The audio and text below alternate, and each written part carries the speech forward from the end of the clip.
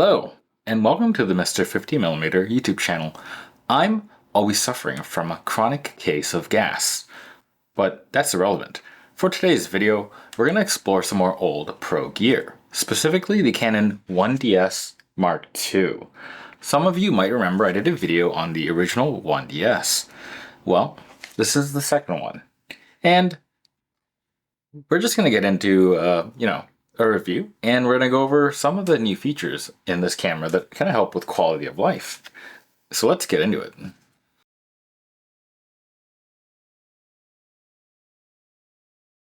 So what is the Canon 1DS Mark II? Well, this is the Canon 1DS Mark II, and it's Canon's flagship high-resolution full-frame camera from November 2004. This camera features a 16.7 megapixel CMOS sensor, the Canon 1 Series AF system, magnesium alloy construction, and weather sealing. It can shoot at 4 FPS for up to 11 RAWs, and it features both a CF card and SD card for media storage. With a battery, this camera weighs in at 1,550 grams, roughly 0.75 knocked, a little bit weighty. And in 2004 Freedom units, it was 8,000 said units, roughly a staggering 13,300 American dollars now, or roughly 18,500 Canadian dollars. For a full spec sheet, I'm going to post a link to the description in Canon's website below.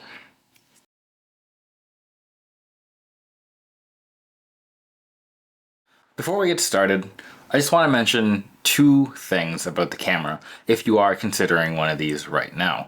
One, if you want to shoot the camera and use higher capacity CF cards and up to 32 gig SDHC memory cards, you're going to have to make sure that your camera comes with the firmware version 1.1.6. Apparently, older ones have a size limit of 8 gigabytes. And normally this shouldn't be an annoying thing, but it is because Canon no longer has the firmware on their website for you to download. And it seems actually really difficult to find. I couldn't find a third place where anyone had hosted these files. If anyone from Canon is watching, why? The firmware is tiny. Why take these legacy firmwares down? It's like this for a bunch of cameras. Thanks, Canon. Second thing, though, is for these cameras, the charger is quite expensive, sometimes costing upwards of 150 USD. So make sure if you are looking for one that it comes with the charger or you have some sort of alternate method of charging the battery. That's it for the caveats.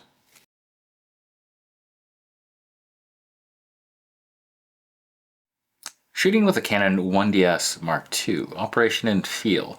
If you watch my video on the 1DS Mark I, this will be pretty similar. Overall, the camera feel is most awesome. Build quality is very high, and while the weight is also high, the camera is well balanced. And this camera has Canon's signature command dial layout. You have a command dial just behind your shutter button, right here. Let's see if it'll focus. There we go. And one large command dial in the back. And like other Canon 1 series cameras, the controls are generally very thought out. It's one of the cameras, though, that does employ the press and hold for any feature that is basically not something that you'd immediately need access to. For example, if you are going to be using your exposure compensation, that one's fairly easy. You simply show you up here on the top plate. There you go. Press your exposure comp and adjust as required. So no press and hold and scroll. Just press, then scroll. However, if you, let me put that back. If you want to do something like go into the menus or do your image review, you'll be manipulating most stuff on the right of the camera. And for that, you'll need to press and hold the buttons and then manipulate a respective command dial to effect an action. And let's have a look. We'll do the menu. So right now the menu is open, and if I just scroll the wheel, it does nothing. So if I hold the button, scroll the wheel, you can see now I can manipulate and go to the different segments of the menu. Overall, it's not too bad. It just takes getting used to. Honestly, the most annoying part of navigating the menus and image review is just that this press and hold and scroll kind of slows you down a little bit. But the actual menu layout itself, it makes plenty of sense, and it's pretty straightforward. Now, one thing that's nice that's compared to, if you compare this to the older 1D models like the 1DS Mark I or the 1D Mark II, is that you do have a proper image review. You can actually now zoom in properly and review images properly, which, if you remember again from my video from the 1DS Mark I, that was not the case. You had a fixed image magnification for review, and you had to scroll through specific segments of the image. You couldn't just punch into a specific spot. But on this camera, they figured it out. You can finally do it. So let's have a quick look. It's just a random photo, but yeah, got to get my fingers lined up. We are now in, and you press the magnification, and here we go. We're now zooming in, and we can scroll up and down. Very exciting. Quite a bit nicer than the 1DS Mark I. But moving on, you'll notice that this is a camera that is a DSLR, which means it has an optical viewfinder. And this one is quite nice. The LED display on the bottom has a lot of info, so you always know what your camera's doing. The finder itself is very large, very bright, and it's 100% coverage. So it's pretty good. Oh, one thing I forgot to mention is that the screen on the back, it's actually also generally not a terrible display. You've now looked at it a couple times, but for some more detailed info, it is actually 2 inches across. I know, not gigantic, but it has 230K dots, which is reasonable for image review. Not excellent, but workable. Now, there's another thing that I realized is fairly useful on these 1DS or 1 series cameras, and I did mention this also in the 1DS Mark I review, voice annotation. But I realized it on this camera because it's actually very useful, especially if you're a YouTuber. You go out, you do sample photos, and usually you might want to mention something about the photo you're taking or some settings or whatnot that, maybe they aren't on the EXIF, or if you're shooting a manual lens, you're not going to get like aperture values. So I actually ended up using the 1D voice annotation quite a bit. Not on this one, but on my other one when I was shooting some sample pictures. And I was surprised how much I actually used it. Because prior to that, I would literally pull out my phone, record me talking into it, and record a video of what I was doing, and just really I was trying to narrate into it. So having the voice annotate, it's very good if you too are a YouTuber. So there's that. Oh, and one last thing. I can't skip this point, but because it's quite important. The top and sub display of this camera uses blue lights. Let's have a look. Wow.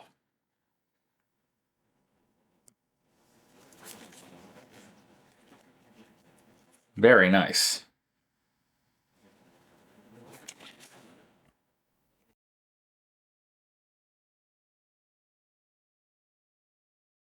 Shooting with the 1DS Mark II, image quality and autofocus. Now, this camera is 16 megapixels, which is actually more than good enough. No, it's not 24, it's not 50. Like I said, it's 16. And with that amount of pixelage, it's actually going to look good on basically any modern display. And you'll even have some cropping space. Of course, being an older DSLR, it's equipped with an anti-aliasing filter, so you might notice a small drop in overall sharpness if you are coming from a modern mirrorless camera with either a very weak AA filter or none at all. Additionally, again, as with every older camera that I review, dynamic range isn't going to be like on the GFX 50 where you got 1 trillion stops, but it's actually very usable. Again, if you notice that you are blowing out the highlights in your photos, maybe try to save those and pull the image up, and you'll probably be fine. Now, I will say, although I did just comment on that AA filter, that I don't actually have a huge issue with the sharpness of the photos. Maybe it's the chunkier pixels, but I do find that detail out of the sensor is more than enough. And speaking of detail, let's talk about high ISO and the details of that. Great segue. Now, for this camera, I'm more than comfortable shooting at your 100 to 1600 ISO values.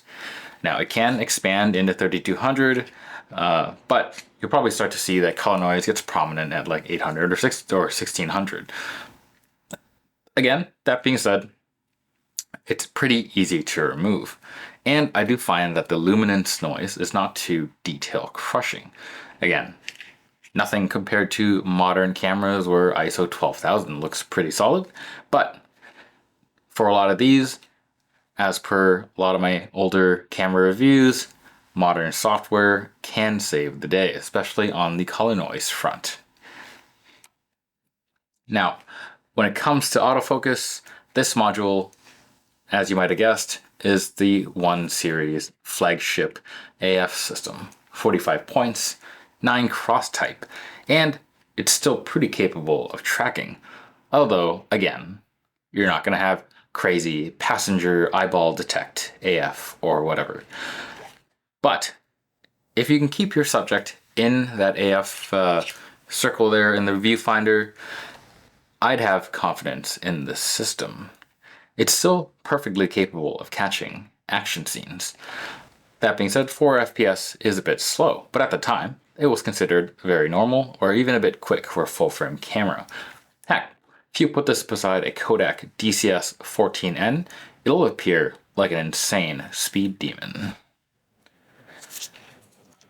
With that said, let's have a listen at the shutter.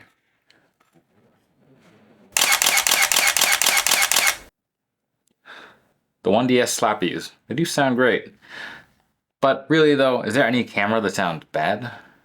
I do enjoy this sound. It's not very subtle and has a bit of a higher pitch, especially if you compare it to the clunkiness of, say, a Nikon D3S. But overall, still pleasant. Just don't expect it to be silent if you're going to be shooting in a church or something. Now, next we're going to try something a bit different. I don't have a sports game or something of that nature to photograph, but let's see how the AF actually does at tracking things. So, hopefully we'll cut to me doing some, tracking some vehicles or something. I'm not sure. Haven't planned this part out yet, but we'll see what I put in.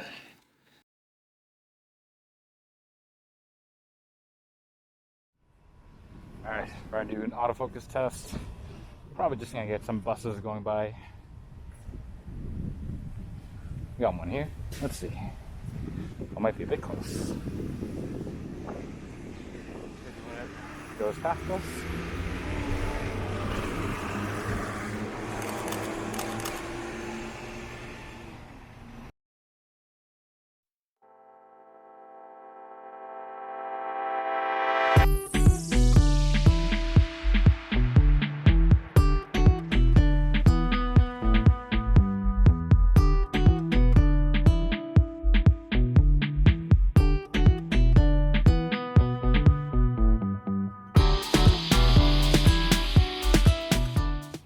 That should be there.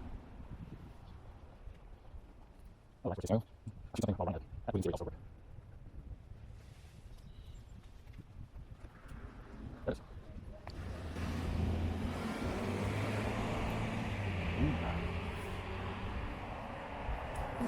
is.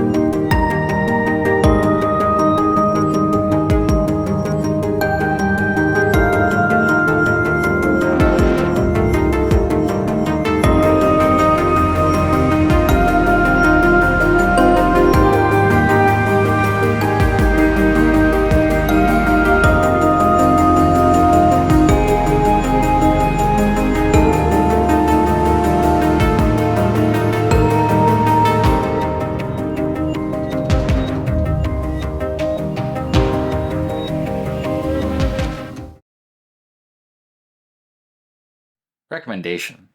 This is another camera that's kind of hard to sell. Overall, if you're looking for one of these, you can expect to pay around 280 to 400 USD on eBay or another online retailer. Now, if you don't have a set of EF lenses you're going to use already, I would actually recommend that you go with this camera system. I would actually recommend maybe look at the Nikon D600 or D610, as it's going to be a fairly modern shooting experience. If you do have EF glass though, you do have a little more options, and it gets a bit complicated because you could look at a Canon 5D Classic, which will cost less, or you can look at the Canon 5D Mark II, which will be about the same price and again offer a more modern shooting experience. I would say the main benefit for this 1DS Mark II is that you get this Pro build, you get the 1 series autofocus, and if you ever just wanted to try a 1 series body, this is a pretty good place to start. And I think that might be the main thing.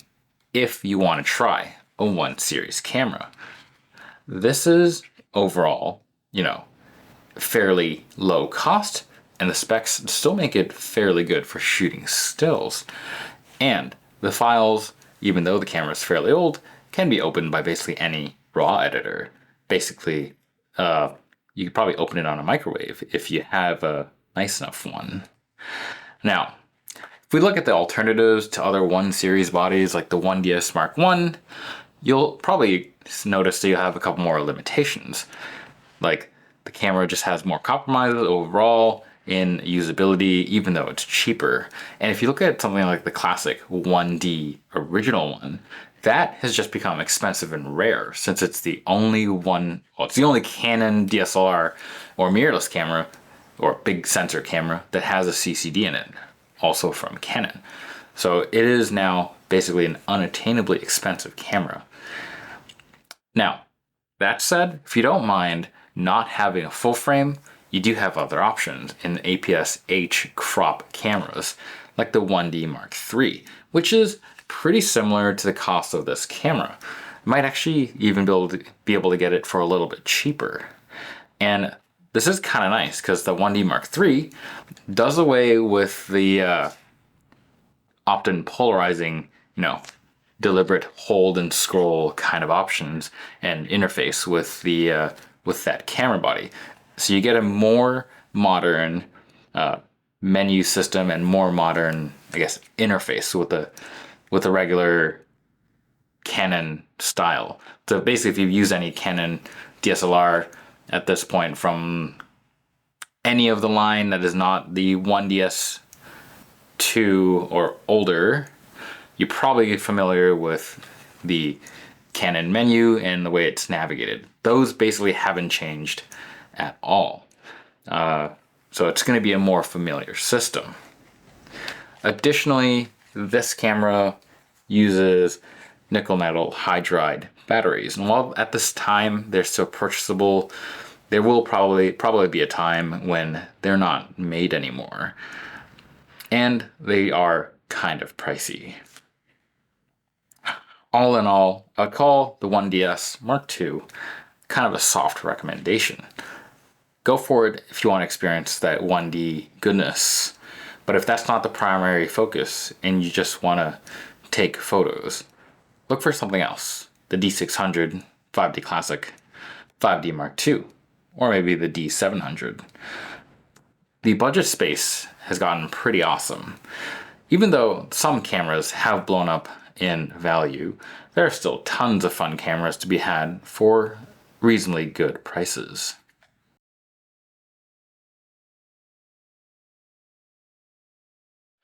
All in all, the 1DS2, it's a solid camera, pro build, and AF that still holds up. Now, is it worth examining to buy for yourself? For me, I really wanted one, so I bought one. But what do you think? Do you like the 1DS Mark II? Do you want one? Do you have one? Do you not care? Let me know in the comments below. And as always, don't forget to like, comment, and subscribe. Till next time. Bye.